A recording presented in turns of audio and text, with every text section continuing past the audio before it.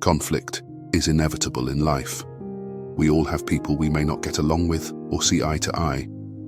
It's easy to understand why we may dislike certain people and choose not to be friends. But have you ever experienced not liking someone for no apparent reason? It's like they just rub you the wrong way and you don't know why. Disliking someone for no clear reason is more common than we admit. The reasons are often irrational. Their voice, their style, their laugh. But we've all judged books by their covers or made character assessments. Today, let's examine 5 conscious ways we can not like someone that will bring more peace and harmony into our lives. The truth is, not everyone has to be our closest friend. Personalities don't always mesh and interests don't always align. That's normal. But dislike or indifference doesn't necessitate disrespect or hatred. In the end, how we treat those we dislike defines us more than how we treat those we do. With thoughtfulness, we can create boundaries while still being kind. We can acknowledge our feelings without weaponizing them against the other person. We can recognize that a personality clash doesn't make either party bad or wrong. First, it doesn't have to be public knowledge if you don't like someone. When we dislike someone, there is often a temptation to voice our criticisms openly and recruit others to our side. However, airing grievances publicly will only exacerbate the conflict. Talking negatively behind their back or disclosing private details about them to others is unethical and unproductive. It breeds resentment and fuels drama. But more importantly, it keeps a negative conversation about that person alive in your mind. This attracts more negative feelings about that person. Our ego wants to make itself right, so it will keep searching for proof to not like that person. It's best not to go looking for it. If someone asks about your relationship, you may simply say you have some personal differences and prefer to keep it between yourselves. By keeping your feelings private, you also prevent unnecessary social turmoil and avoid burning bridges. Who knows? Your perspectives may shift over time. But by reacting with wisdom and restraint today, you leave open the possibility of a better understanding tomorrow. Second, don't insult or criticize them to make yourself look better. When we dislike someone, it can be tempting to criticize them in order to boost our own egos. However, putting others down reflects poorly on your character. As Gandhi wisely stated, "I will not let anyone walk through my mind with their dirty feet." Do not allow your personal feelings to justify pettiness or meanness. Just because we may not like their personality or behaviors doesn't mean they don't deserve to like themselves. We all have our own insecurities and flaws. Harshly judging or ridiculing them will only breed resentment on both sides. If you do this, you are inviting negativity into your own well-being and nurturing it. Lead with empathy instead. Rather than attacking their weak spots, build yourself up by focusing on your own strengths and accomplishments. You have so much more to gain by being secure in yourself. As Eleanor Roosevelt said, "No one can make you feel inferior without your consent." Do not let your sense of self rely on cutting others down. Rise above the urge to be petty or cruel, no matter how provoked you may feel. Although it is challenging, meeting negativity with compassion speaks volumes about your character. As Martin Luther King Jr. said, "Darkness cannot drive out darkness, only light can do that." Be the light. Thirdly, don't intentionally isolate or exclude them socially. When we dislike someone, excluding or shunning them socially can seem justified.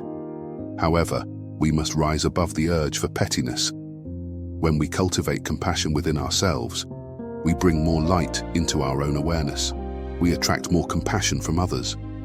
If this person is a colleague or classmate, treat them equitably.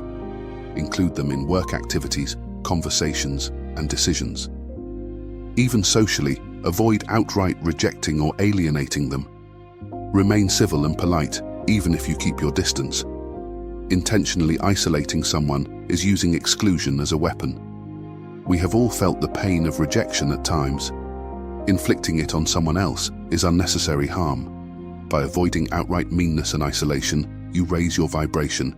inviting more peace into your own life. This shows maturity and speaks volumes about your principles.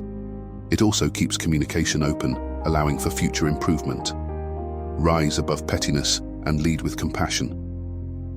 Fourth, don't recruit others to dislike them too. When we dislike someone, the temptation may arise to turn others against them. However, just because we clash with someone does not mean others will feel the same way.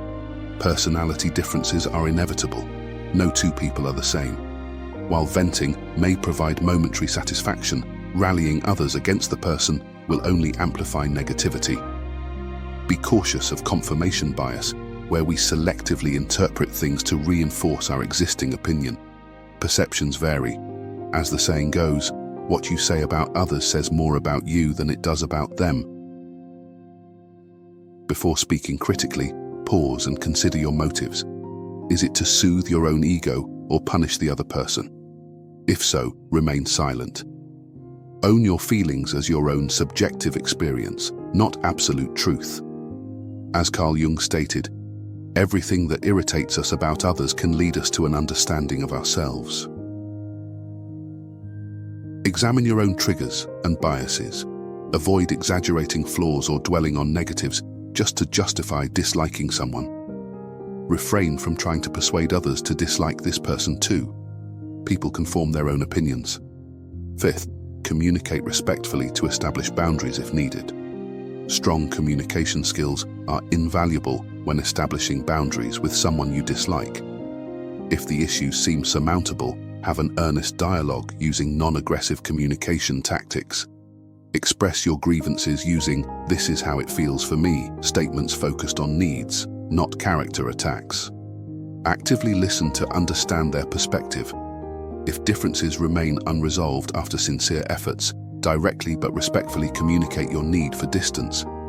Be clear about your specific boundaries and why they are necessary, but avoid any hostility. It is perfectly normal not to connect with every person. We all have different personalities and needs. However, avoiding unnecessary harm speaks volumes about your integrity.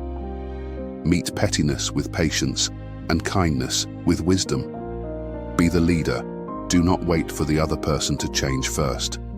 Model the thoughtful communication and respect you wish to see in the world. The effort is worth the peace of mind it brings. We can choose to handle these situations with maturity, restraint, and empathy.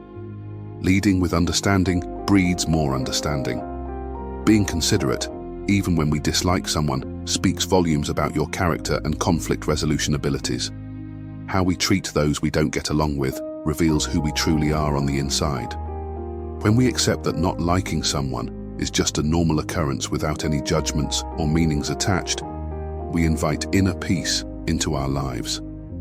We don't need others to validate our self-worth. We can let others live as their authentic selves without trying to change them to suit us. This frees us to confidently be ourselves without fearing judgment or seeking approval. Be sure to let others in the community know how you're dealing with situations like this in the comments below. And for more help with accepting things just as they are, watch this video next.